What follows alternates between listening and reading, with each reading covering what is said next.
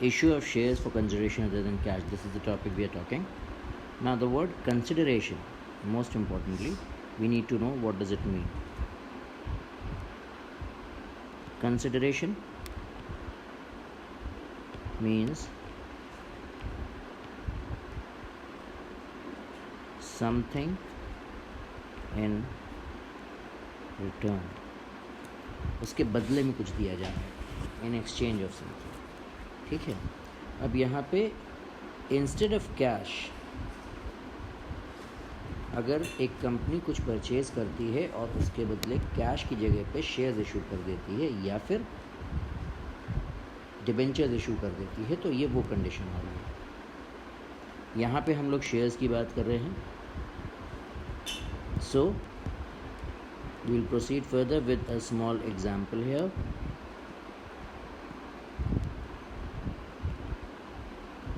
AB Limited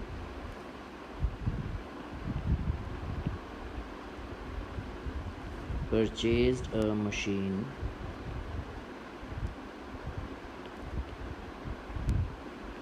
for rupees 18 lakh and issued equity shares of rupees 100 each as its consideration. ठीक है. Journalize if the shares were issued at par, मतलब 100 rupees के share के price पे गया है या फिर प्रीमियम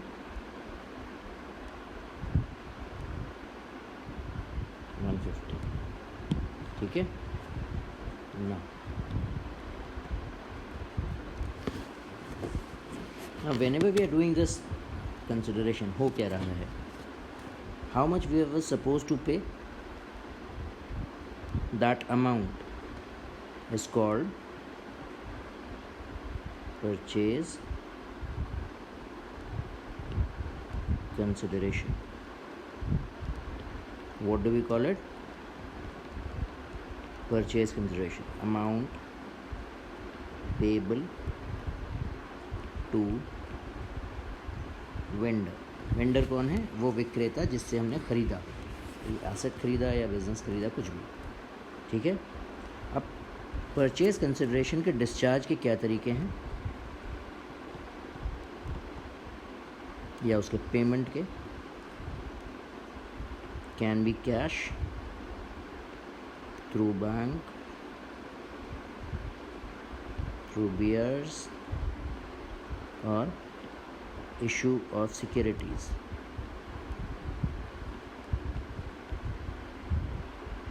जिसमें शेयर्स आ जाते हैं और डिबेंचर्स आ जाते हैं. ठीक. ना keeping this thing in mind, हम लोग इस क्वेश्चन के लिए प्रोसीड करेंगे. उसके लिए फटाफट पहले जर्नल रेडी कर लीजिए. बल्कि जर्नल से भी पहले we need to do something. First thing first, we'll go with the A part. देखो 18 लाख रुपीज़ का पेमेंट होना है, एक शेयर 100 रुपये का है. फर्स्ट कंडीशन है एट पार इशू है, सेकंड कंडीशन है प्रीमियम पे इशू. ठीक है. The very first thing that we need to do is, हमें कैलकुलेट क्या करना है, most importantly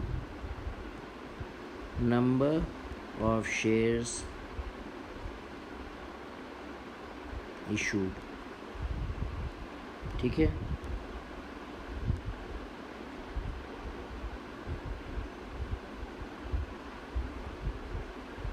number of shares issued कैसे निकलेगा? परचेज कंसिडरेशन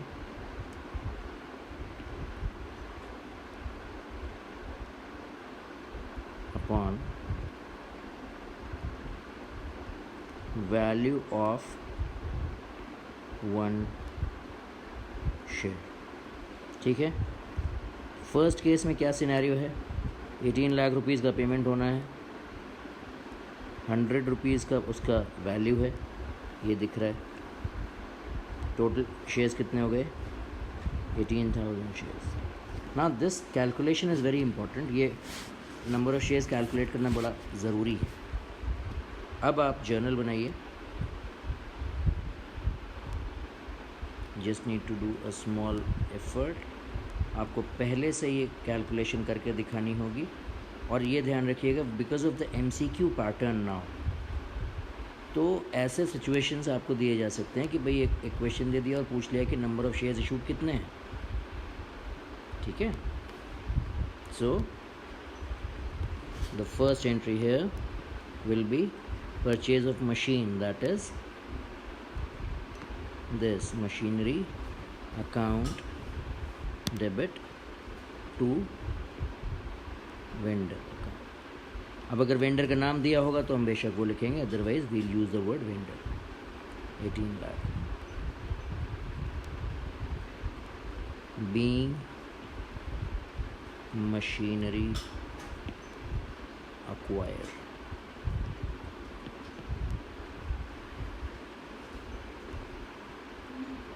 ठीक है, after this the very next entry.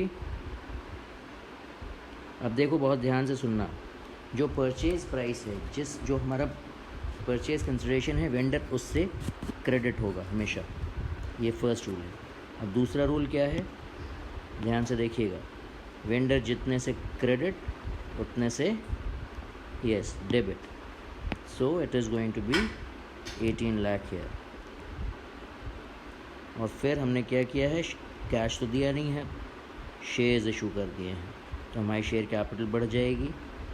और कितने अमाउंट से, ये जो 18,000 कैलकुलेट किया है आपने ऊपर, 18,000 shares into face value of the share, that makes it 18 lakh. Now you में से कि सर ये कैसी बात कर रहे हो, दिस इज़ वेरी ऑब्वियस कि it is going to be 18 lakh.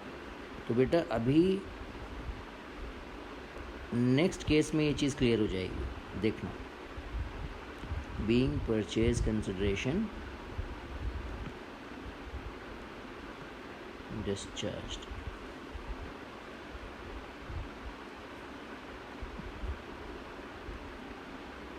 Clear. So the first case is over here. ठीक है,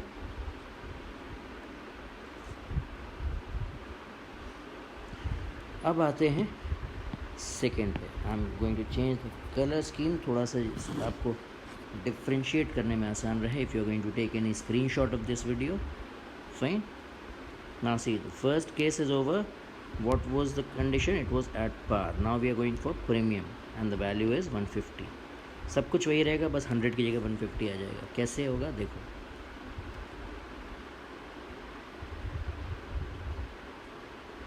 B number of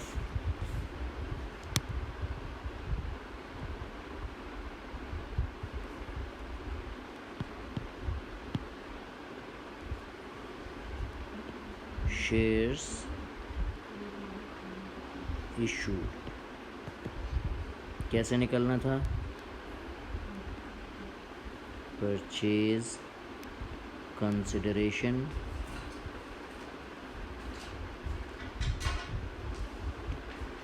upon value of 1 share,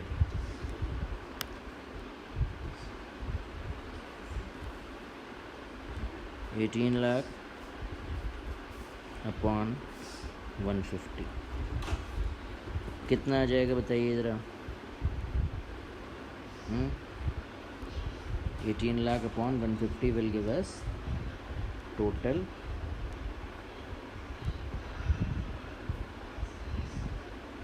12,000 shares।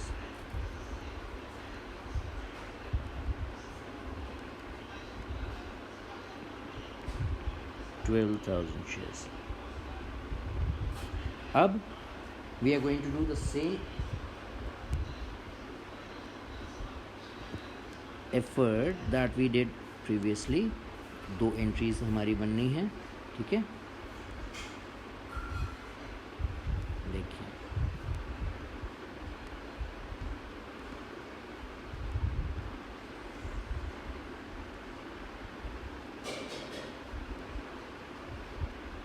अब ये वेंडर के इशू करने में, see the first entry is going to be the same. ठीक है ना, same as a, there is no change in that. We won't waste any time in that process.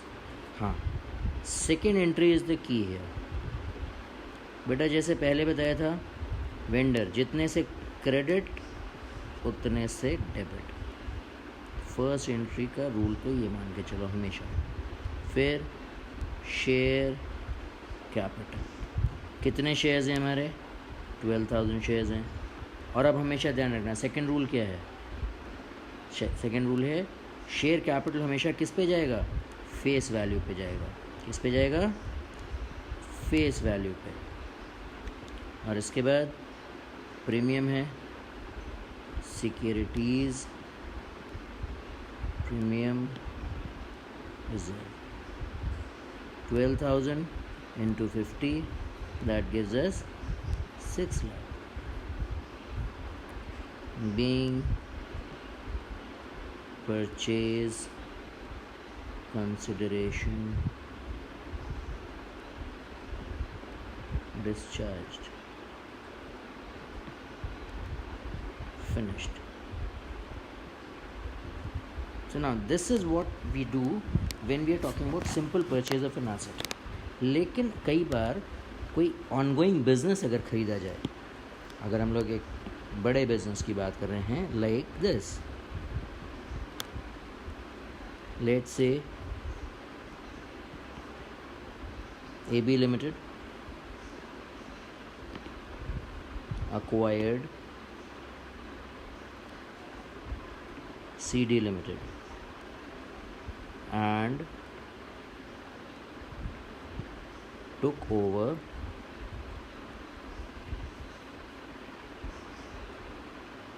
machine 9 lakh, furniture 4,50,000, debtors 10 lakh. ठीक है, and building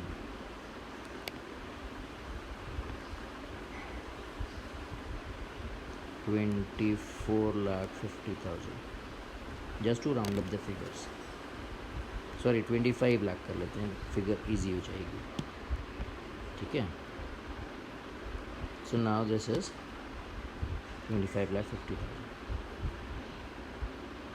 and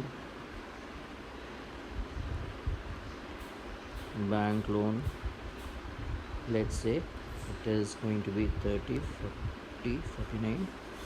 ठीक है, 4 लाख. ठीक, फिर AB Limited issued equity shares of rupees 100 each at 50% premium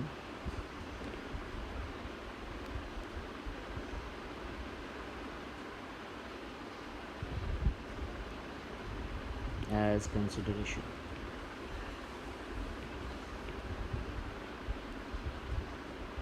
shares issued जो थे, total कितने थे? एग्रीगेटेड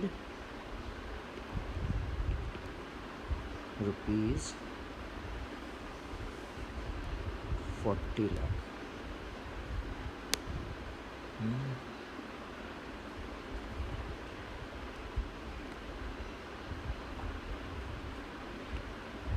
ठीक है, and the value of the debtors we are changing, we are making it this 16 and we are making the purchase consideration 45. अब देखो जल्दी से सोल्यूशन इसका। बेटा देखो, जब कभी भी ऐसा होता है तो हम लोग सेटल करने के लिए क्या करते हैं, हमको ये देखना होता है कि हमारा परचेज कंसिडरेशन क्या है। सब the very first step that we should do is calculate purchase consideration. Question में दिया हुआ है 45 लाख। बिजनेस की नेट वर्थ कितनी है, मतलब टोटल एसेट्स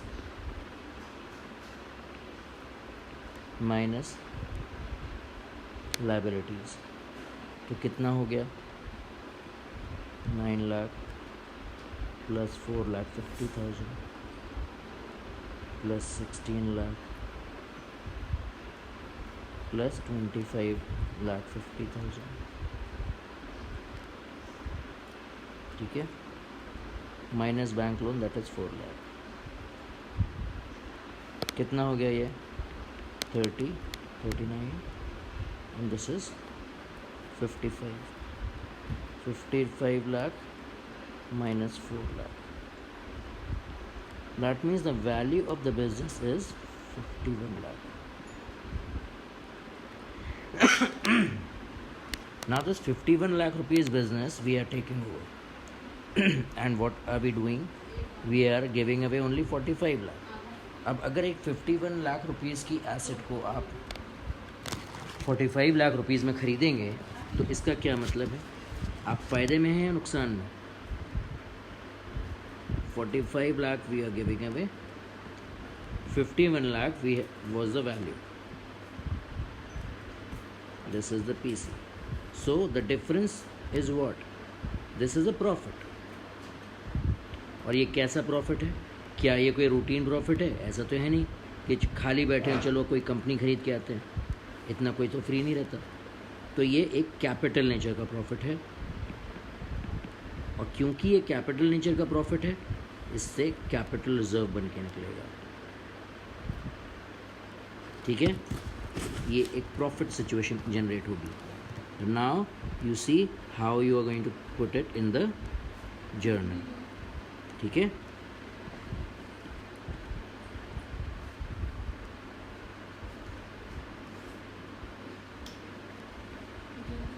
देखो बहुत सिंपल है ये चैप्टर शेयर्स का, और उसमें ये तो बहुत ही ज़्यादा आसान है।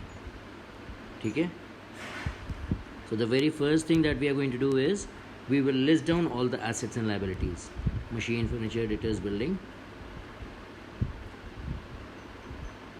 Machine, furniture, debtors, building.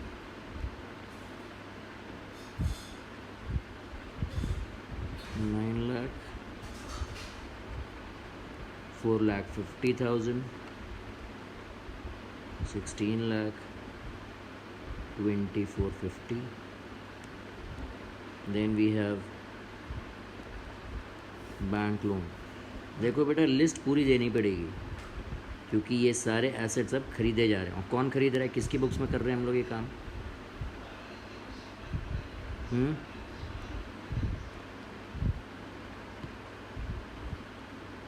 AB limited, ये परचेज हुआ to CD limited stands for vendor. Vendor को हम कितना दे रहे हैं 45 लाख। अब दोनों तरफ डिफरेंस बच रहा है, कुछ बैलेंस हो रही है, एंट्री नहीं हो रही, 6 लाख रुपीज़ कम पड़ रहे हैं, इधर डाल दो क्योंकि ये क्या निकला हमारा, रेड कलर से इसलिए मार्क कर रहा हूँ so that you are able to understand that this is the highlight. Yes, ठीक है, ये हमारा बिजनेस टेक ओवर हो गया। being CD Limited acquired. After this,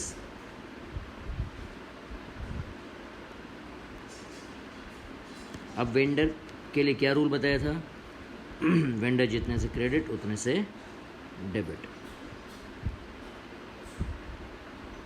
45 lakh. 2 shares हम इशू कर रहे हैं 50% प्रीमियम पे, ठीक है। 2 शेयर कैपिटल, यहाँ पे आ जाएगा securities premium reserve. Share capital हमेशा फेस वैल्यू से होगा और प्रीमियम हमेशा अपने प्रीमियम अमाउंट से होगा। अब हमें यहाँ पे क्या चाहिए? Yes, number of shares issued.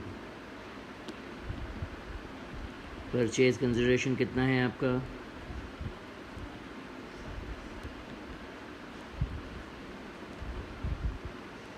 और वैल्यू ऑफ शेयर कितनी? These are the two things required here. 45 lakh upon 150, that gives you what? 30,000 shares. Just you put this 30,000 here and 30,000 here, ठीक है। and then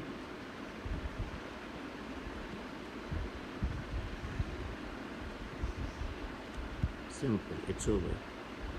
Being purchase consideration discharged. See, now remember one thing, we are just going for a quick recap of the whole thing that we did. एक छोटा सा revision जो अभी आप लोगों ने किया, ध्यान से देखिएगा। I am going to revise everything for you. देखो बेटा, कंसिडरेशन क्या है? Something in return, okay. अब यहाँ पे जो भी अमाउंट वेंडर से, जिससे हम खरीद रहे हैं, उससे वो वेंडर कहलाता है। उसको पेमेंट करने के लिए जो भी अमाउंट होगा, दैट इज़ परचेज कंसिडरेशन। उसको डिस्चार्ज करने के कई तरीके हैं, लेकिन हमारे कंसिडरेशन में ये है। सबसे ज़रूरी इन्फॉर्मेशन, सबसे ज़रूरी वाइटल इन्फॉर्मेशन क्या है हमारे लिए?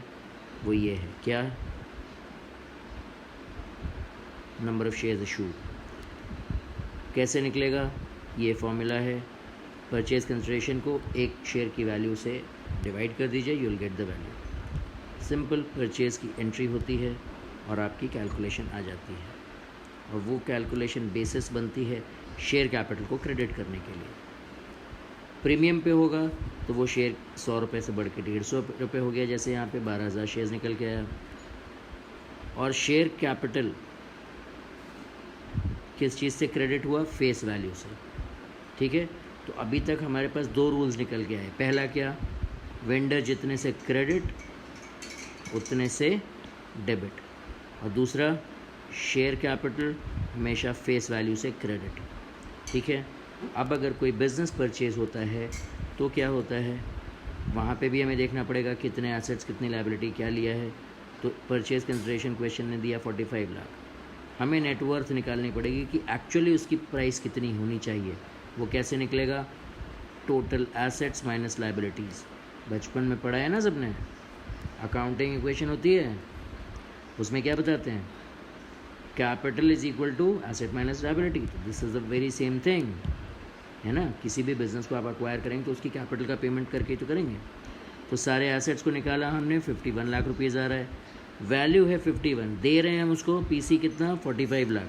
तो 6 लाख रुपए का फ़ायदा है, वो मेरा कैपिटल रिजर्व बन गया। देखो, बिज़नेस टेक ओवर किया, एसेट्स आए मेरे पास और लायबिलिटी आई, इनको डेबिट और क्रेडिट कर दिया साइमल्टेनियसली, ठीक है।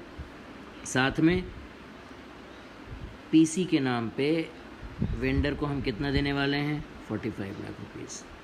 ये मेंशन कर दिया, क्वेश्चन में गिवन था। तो अब ये रेड मार्क्ड दिख रहा है आपको,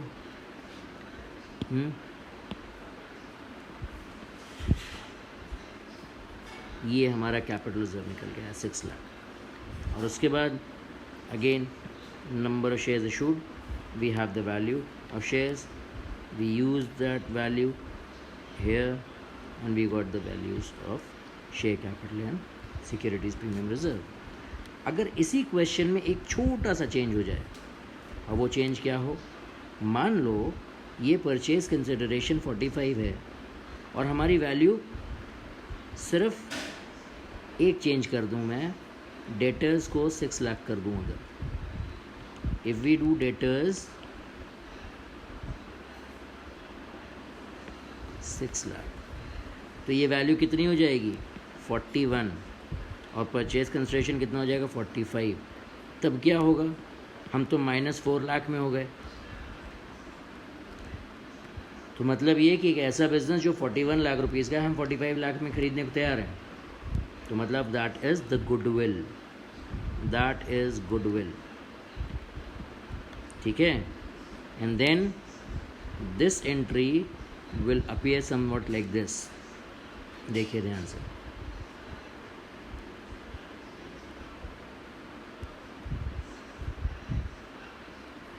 मशीन, फर्नीचर,